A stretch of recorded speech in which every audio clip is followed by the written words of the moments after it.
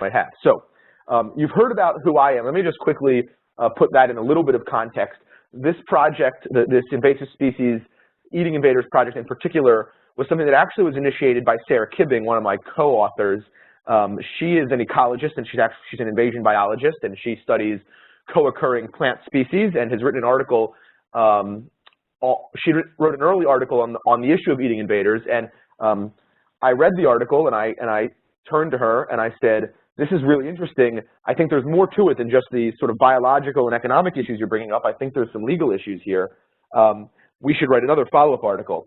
And she said, okay, that seems like a good idea, let's do it. And we did it, and I've basically stolen the whole thing out from under her and have been doing this largely on my own well, I shouldn't say that, that's not fair. Not largely on my own, but I've been talking about it more than she has lately because she's got lots more interesting research than this, and this is the most interesting thing I do. So I especially want to thank Sarah for sort of launching this idea to begin with. Also, Sarah's my wife, which is, I think, is probably an important thing to point out. I'm a lawyer. I'm not an ecologist. I've took ecology classes in college and grad school, but I know not that much about all this, really. So most of the things I say that have anything to do with real science I got from Sarah, and you can blame her if I didn't get them right. So thanks very much to Sarah, and also to Ellie Killiam, who's a co-author, who is a recent graduate from Yale College, who helped Sarah and I a lot with some of the data gathering for what we're working on right now. So, eating invaders. Okay, there we go. So, eating invaders. What is the concept? I think probably many of you have heard about this before. It's a concept that's getting more attention, but basically from the perspective of the invasivores or the eating invader proponents, they'll say to you, we have eaten native species to extinction or near extinction before, or at least we've consumed these species to extinction or near extinction before, and they'll then point to, for instance, the bluefin tuna, wild ginseng, the mammoth, and say, why can't we do the same with, for example, the wild boar, Japanese knotweed, or the lionfish? And that's the question that I want to explore further. Now, obviously, this argument, why we've done it before, why can't we do it again? It's a fairly compelling argument, and I think that's part of the reason that this has gotten quite a bit of attention in a lot of different forms of media. So we see that there is Invasivory online. Here's a website, Eat the Invaders, which is a really nice website run by Joe Roman, who's a professor at the University of Vermont, and then invasivory.org, a website run by some, I actually don't know what these guys are doing now. They were at least a couple years ago graduate students at Purdue, I think. They probably have faculty jobs or postdocs somewhere now, but they're still running this website, invasivory.org. In books, like this book, Eating Aliens, which was written by Jackson Landers, who is a hunter and writer and educator, who told about his adventures, as he describes them, hunting and eating invasive species. It's a quick, interesting read, which Sarah and I wrote a review of in Biological Invasions, if you're interested in reading it, or the book itself is worth reading. And then Invasivory in the Kitchen, this here is Bun Lai. He's a chef and owner at a restaurant in my hometown of New Haven, Connecticut, called Mia's Sushi, and he serves Asian shore crabs, green crabs, lionfish, burdock, and many other invasive species, and has a whole menu actually dedicated to invasive species, and they're good, I have to admit. Invasivory in the press, it's getting more and more attention, and no doubt many of you have seen at least some of this from Slate, from the New York Times, from NBC News. Invasivory in cartoons, I just found this one, but here of course is a lionfish, and at the bottom there you see, if you can't beat them, eat them. Invasivory in, I think most importantly, in policy. So we've got NOAA advocating eating lionfish. NBC here reports on Illinois DNR saying that people should be eating carp. So this is really, it's something that's picking up steam and getting attention all over the place. Now, this presentation today is mostly a critical perspective on eating invaders. I'll just be upfront about that. I don't think this is necessarily a great idea, at least not from a policy perspective, but I want to highlight one obvious benefit, and the reason that so many people are paying attention to this, at least the reason many of the people who are paying attention have decided this is interesting, is because invasive species are a problem. It's a problem that we need to continue addressing in a variety of different ways. So this is it seems like an appealing way to address the invasive species problem. I think the obvious benefit, and the benefit that has no downside, is that when we talk about eating invasive species, when we get people excited about this, and paying attention to this, it leads to awareness and education, and we all know that's critical. People need to know about this problem to stop invasions from occurring in the first place, to manage invasions that have already occurred. So no doubt about it, the education and awareness component of invasivorism is definitely important. But as I say, this is largely a critical presentation, so let me start quickly with this slide, which is a list of the roughly, I think it's about 40, 45 species that the Invasivory websites propose we eat. These are, of course, not all the species of invasive species that we could eat, and there are certainly more, and perhaps many would argue that there are species on here that there's no reason we should be eating just out of the quality or taste, availability, so forth, or maybe that some of these aren't even necessarily invasive species. But this is the list that we see on the Invasivory websites, and this is where I'm going to start the analysis today. So what is that analysis? Well, here's the framework that we're working to develop. We want to ask a series of questions about any proposed invasivory campaign. So when somebody comes and says, let's start an Eating Invaders campaign for any given species, this is the framework that we think, that Sarah and I think folks should be applying, the questions that we should be asking. So the first is, do legal barriers exist? That is, are we even legally allowed to really create a market, to create an invasivory program for this given species? Because of course, if there's a legal barrier, it may be strictly legally possible. Now, you can always change the law, so that's, you take that for what it's worth. But the first question we need to ask, do legal barriers exist? Then we need to ask, will an invasivory campaign actually increase invasion potential? And when we ask that question, there's two sub-questions that we want to look at. One is, could we be increasing invasion potential by creating cultural or economic attachment? The second question is, will we be increasing the invasion potential by promoting spread of the invasive species? And in case it's not obvious, I'm going to go into each of these in a little more detail in the forthcoming slides. So I hope you don't feel like I'm rushing through this. There will be more to come. And the last question we want to ask is success probable? I mean, are we likely to have some sort of biological success to actually impact the species population if we start an invasivory program? So let's start and talk a little bit more about the legal barriers. So there are actually a lot of legal barriers that exist to eating invasive species. Now, they're not, as many of you probably know from coming across some of these legal issues in other contexts, these legal barriers, the legal restrictions on invasive species are not as robust as they probably should be, but they're still fairly significant when it comes to an Eating Invaders program. So, for instance, we have state and federal environmental laws. At the federal level, the Lacey Act, the Plant Protection Act as examples, and then similar state laws across the board, in all 50 states, in fact, that prohibit variously the possession, transportation, sale, movement, intent to sell of a number of invasive species. These, again, don't go as far as they often should. They don't cover as many species as they often should.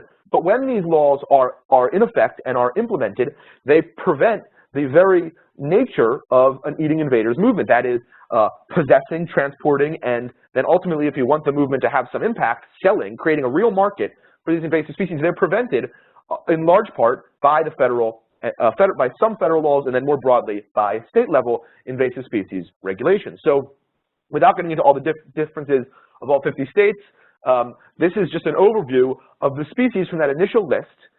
Those that are grayed out are regulated at the federal level or in at least one of the 50 states. So you can see right off the bat that roughly half of this list is reduced just when we look at the laws that are addressing whether or not we can actually create a market, possess, transport, sell these potentially edible invasive species. So already, all of the species they're proposing we eat, we're seeing a dramatic reduction in what we could actually realistically not eat, but create a market for, create an actual movement for. And then we have to look at some other laws, some laws that aren't quite as obvious. For example, federal food safety laws. So the USDA, the FDA, they regulate variously agriculture products, food products, and invasive species. But in this case, we're looking not at the way they regulate invasive species, so not the environmental side of the laws, but the food side of the laws. And what we've learned is that federal law essentially says that you cannot sell wild-caught game. You cannot go out into the field, kill a boar, take that boar back to a facility, chop it up, and sell it to the public at large. So, of course, many of you have probably seen game on the menus at restaurants before. Boar, you may see wild boar on the menu. These are not actually wild harvested species. They are generally farmed and then killed as with a cow or chicken, or the normal processes that typical agricultural species, farm species, are subject to. Imagine the difficulty of going into the field, hunting. Well, this is another question that I'll get to later, the difficulty of catching enough boar to actually impact the population. But in this case, when we actually look at the regulatory framework, I said it's generally prohibited to go into the field, capture, and then sell hunted wild game. The reason it's prohibited is because federal food safety laws say that you have to have pre-mortem and post-mortem inspection of many of these species. So now imagine the difficulty of going into the field, perhaps bringing an inspector with you, capturing a hog, having the inspector look at that hog while it's still alive, then killing it, then having the post-mortem inspection, and then shipping it back for processing, etc. So that's unreasonably difficult to begin with, and it doesn't even consider the fact that most of these inspections have to happen in certain approved facilities. So while there is not a strict prohibition against capturing wild game and having it slaughtered and then available for sale, it really prevents a practical limitation for many of the species that are most appealing, like the wild boar.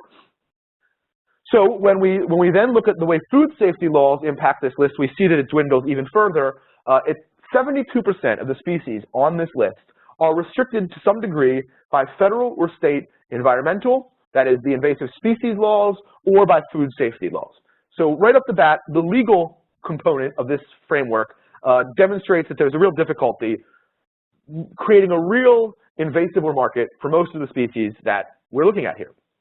So then we want to look at the second question: might eating invaders, creating an invasive movement, actually increase invasion potential? Despite being a lawyer and liking to talk about the legal barriers, I recognize that this is actually probably a bigger and more important question, because if the purpose of eating invaders is to actually reduce invasive populations, if we learn that we're actually increasing the populations, we've got obviously an existential problem with this proposal.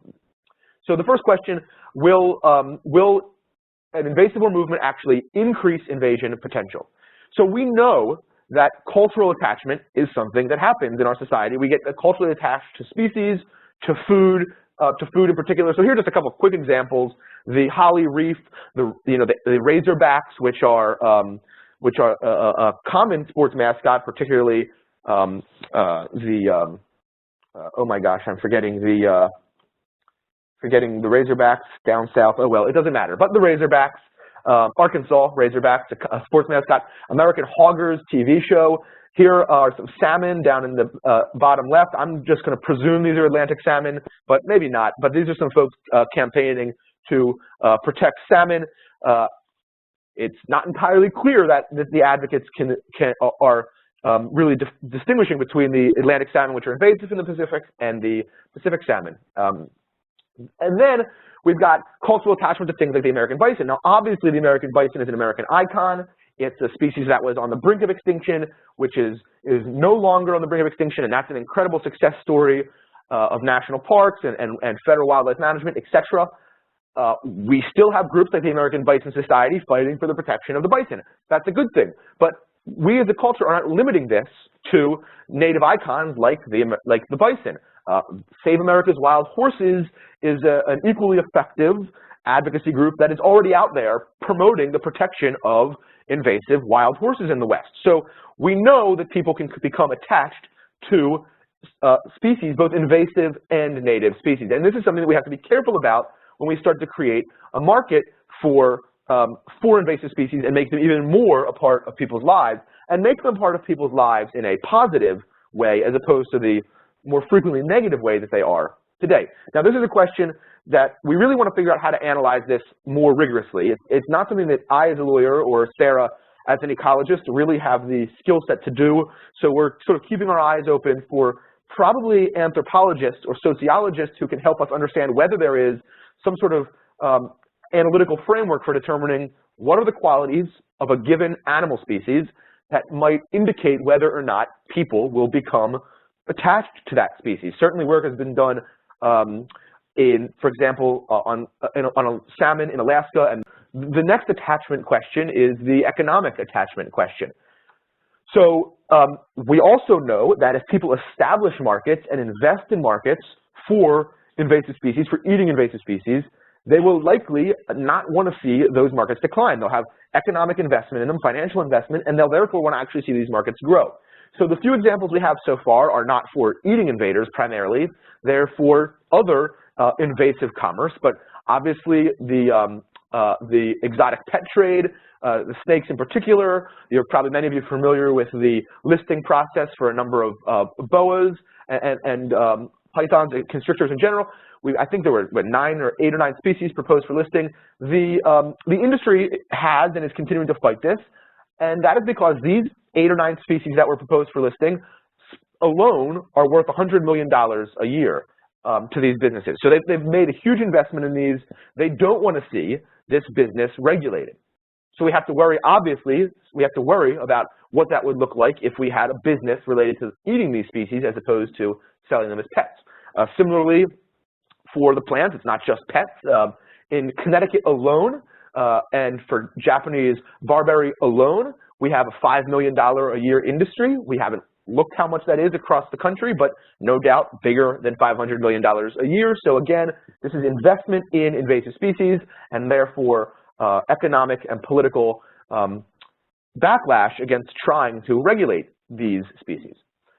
We know that this can happen for game, for hunting more broadly, and we've specifically seen backlash for wild hogs. So here's an article that appeared in the New York Times a couple of years ago, and a fellow who ran a basically game reserve in Michigan, he says here, I'm done if I don't have hogs to hunt. So he has invested in these hogs, which have been moving up the Mississippi into Michigan. He's invested in them. Michigan proposed to regulate them because they're obviously causing ecological problems there. He doesn't want to see this happen because he's invested in it. He's got a business built around this. So when we say we need eating invaders markets, are we saying we need people to invest in this and therefore ultimately push back against the ultimate hopeful decline of the species? I think obviously that's a major problem, but perhaps the most obvious, most dangerous problem is the promotion of spread of invasive species. If we're promoting eating invaders, or we're promoting spread. And I think, hogs again present an interesting and fairly clear picture. They have been spreading across the country, in part because they move on their own, in part because they're a game species already. People want to hunt them. They're challenging to hunt. People like to eat them. So people want to hunt them, and they are therefore moving populations into their own backyards, so to speak, into the places where they like to hunt. So this is the 1988, extent of the population. This is the 2004 extent, and this is the 2014 extent. And I've been told that there are actually maps that suggest this is much worse than it looks even in this picture. So moving these species around intentionally for the purpose of having them around because they're worth money or because it's a food that you like, that's a real danger. We also have to worry about accidental spread. And here's something like knotweed, I think, is a great example. So if you're harvesting knotweed to sell to the market, to friends and neighbors, whoever, as likely all of you know, knotweed spreads incredibly easily. One shoot of knotweed that bounces off the back of a truck or ends up in a compost bin that isn't hot enough, like my compost bin, that's going to potentially establish a whole new population. Not intentionally, just accidentally. So when you create these markets, these pathways of transportation, you're just asking for a new route of expanding range, expanding invasion. And that obviously is something we need to worry about. So then the last question we want to ask is success biologically improbable? This is asked in this negative like this because I wanted to be able to put the stop signs and the yield signs up. The simple question is, can we actually do this? Is it biologically possible? And this question we sort of in the earlier framework that you saw had a yield sign instead of a stop sign, because if there's a legal barrier, you can't do it. If we're likely to increase invasion potential, we shouldn't do it. If it's not possible to succeed, it may still be worthwhile because there's still educational benefits here. But nevertheless, we want to ask, how likely are we to succeed, because that helps us understand whether it's worth taking the other risks that are associated with this. So this takes us back to this early slide. The invasivores say we've done this before with native species. Why can't we do it again with invasive species? Well, one of the answers might simply be that the characteristics, the features that make invasive species invasive, and not just non-native species, but invasive non-native species, make them more challenging to consume to extinction. So I want to break this last part of the discussion up into two pieces. The discussion of the science, that is how much of a species and are we actually eating and consuming, and when are we consuming it, and then the strategy, that is what tactics, how are we actually going to consume the species. So I'm going to start here with the strategy question, that is how do we consume these species, and does the way we consume them actually impact the populations in some way? And the answer is, of course, yes, it does. So I want to just run through a couple quick species to give you an example, but first let me start with this chart that we put together. So we looked at the introduction history of all the species that were listed on that colorful list that you saw at the beginning. That is all the species that the Invasivore websites propose we eat. So a small amount of about 20% were accidentally introduced. A much larger percent, 80%, were intentionally introduced.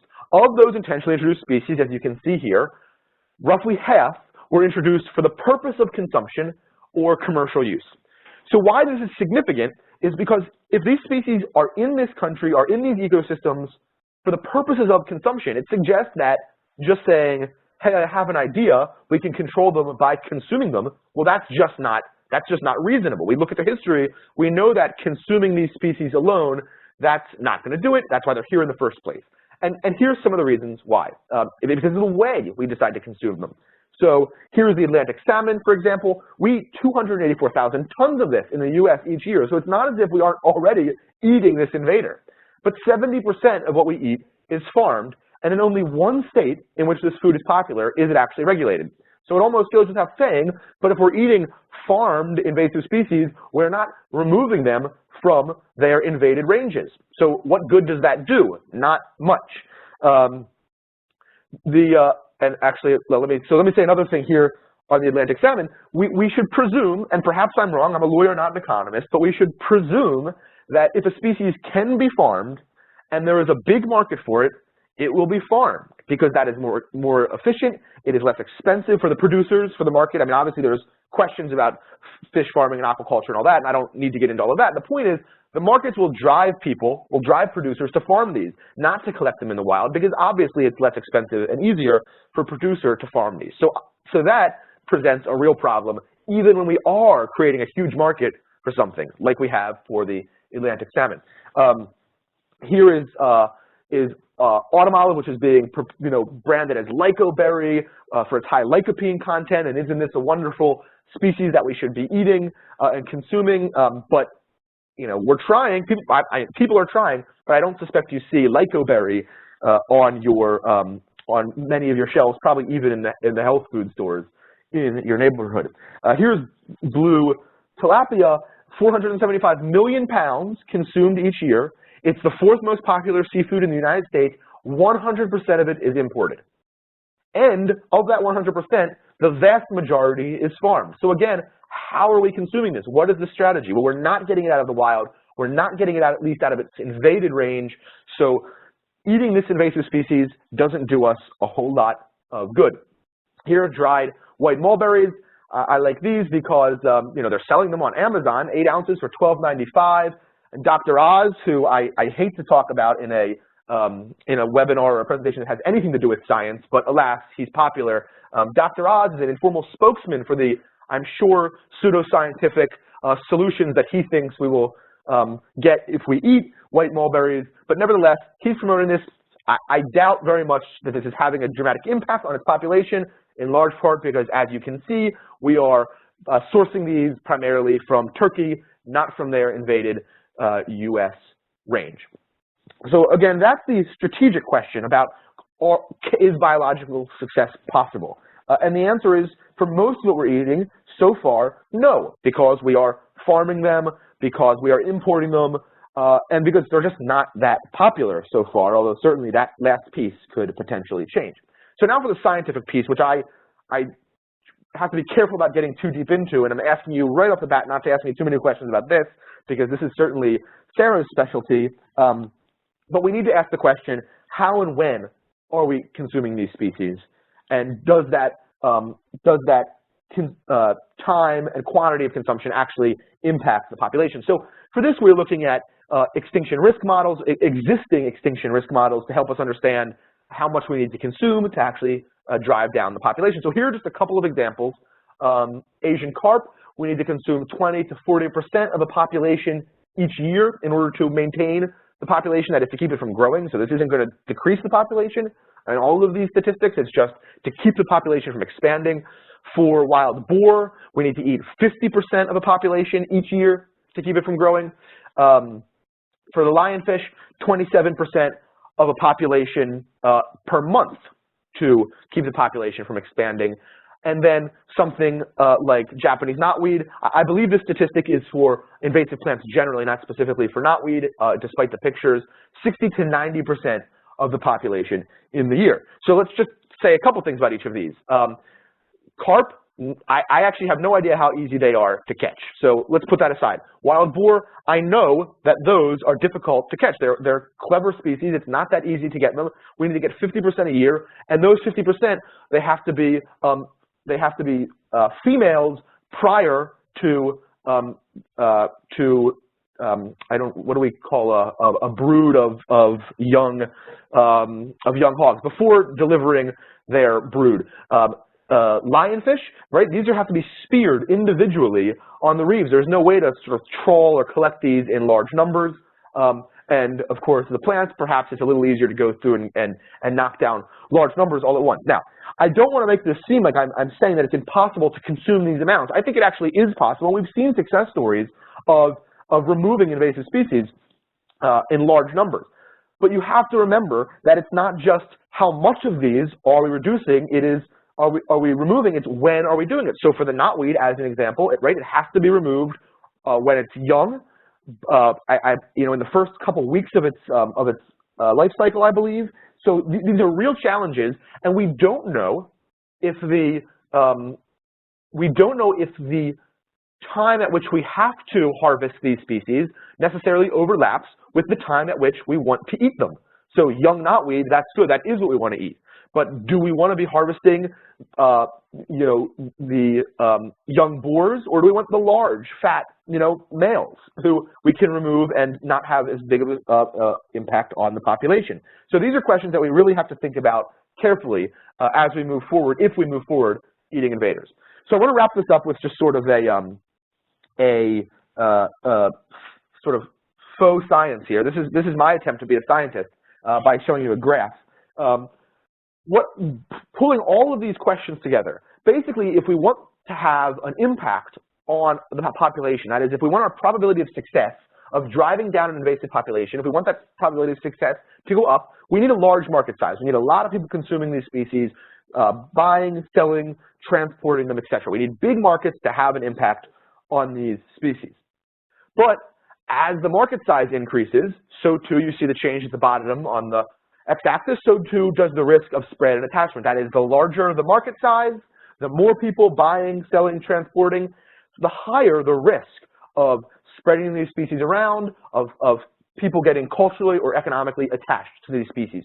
So I think ultimately, this may be a self-defeating proposal. The whole idea of eating invaders may be a self-defeating proposal. But as a lawyer, I want to say that and end there. Sarah, as a scientist, reminds me that I shouldn't say it that way.